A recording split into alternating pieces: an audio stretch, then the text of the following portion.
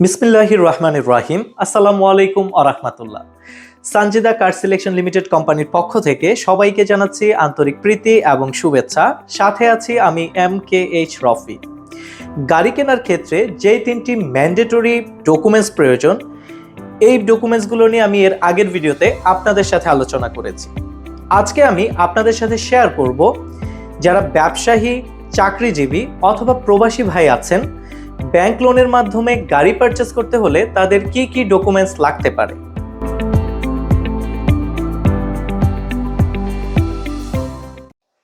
আপনি যদি ব্যবসায়ী হন, সেই ক্ষেত্রে আপনার যেই ডকুমেন্টসগুলো লাগবে, number 1 NID photocopy, number 2 passport size ছবি, নাম্বার 3 ইউটিলিটি বিল যেমন বিদ্যুৎ, গ্যাস এবং পানি বিল, নাম্বার 4 রিনিউ করা trade licence, number 5 tin certificate, number 6 income tax return, number 7 visiting card, number 8 bank statement. এছাড়াও আপনার যদি অন্য কোনো ব্যাংক লোন থেকে থাকে, ওই ব্যাংক লোনের একটি স্যাংশন লেটার লাগবে।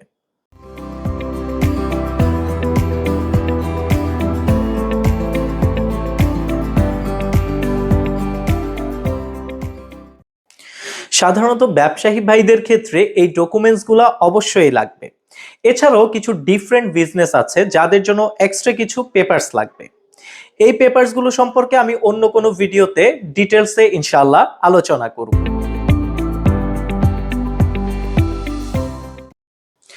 আপনি যদি চাকরিজীবী হন, সেই ক্ষেত্রে যে ডকুমেন্টস আপনার প্রয়োজন হবে, number 1 NID photocopy, number 2 passport size ছবি, number 3 utility bill as usual পানি, বিদ্যুৎ অথবা gas bill, number 4 TIN certificate, number 5 income tax return, number 6 visiting card অথবা office ID card, number 7 salary certificate. যদি আপনার স্যালারি সার্টিফিকেট না থাকে, সেই ক্ষেত্রে আপনি নিয়োগকর্তার কাছ থেকে একটি লেটার অফ ইন্টেন্ট নিয়ে নেবেন। আপনি যদি ব্যাংক অ্যাকাউন্টের মাধ্যমে স্যালারি রিসিভ করেন, সেই ক্ষেত্রে সেই ব্যাংক অ্যাকাউন্টের একটি স্টেটমেন্ট লাগবে। অথবা আপনি যদি হ্যান্ড ক্যাশের মাধ্যমে স্যালারি রিসিভ করেন, সেই ক্ষেত্রে আপনার একটি পে স্লিপ লাগবে। পাশাপাশি লাগবে আপনার পার্সোনাল অ্যাকাউন্টের একটি স্টেটমেন্ট। এই ক্ষেত্রেও আপনার যদি অন্য কোনো ব্যাংক লোন থেকে থাকে, তাহলে সেই লোনের একটি স্যাংশন লেটার লাগবে।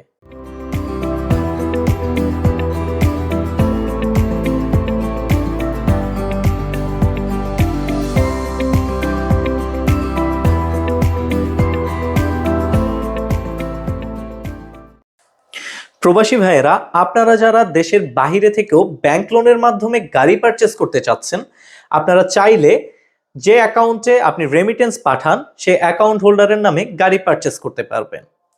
এই ক্ষেত্রে অ্যাকাউন্ট হোল্ডার যদি ব্যবসায়ী হন, ব্যবসায়ীদের জন্য যে ডকুমেন্টসগুলো ব্যাংক লোনে প্রয়োজন আমি আগেও বলেছি, সেম ডকুমেন্টসগুলো এই ক্ষেত্রেও প্রযোজ্য হবে। অথবা তিনি যদি চাকরিজীবী হন, চাকরিজীবীদের ক্ষেত্রে যে ডকুমেন্টসগুলো ব্যাংক লোনের জন্য লাগে, সেম ডকুমেন্টসগুলোই প্রয়োজন হবে।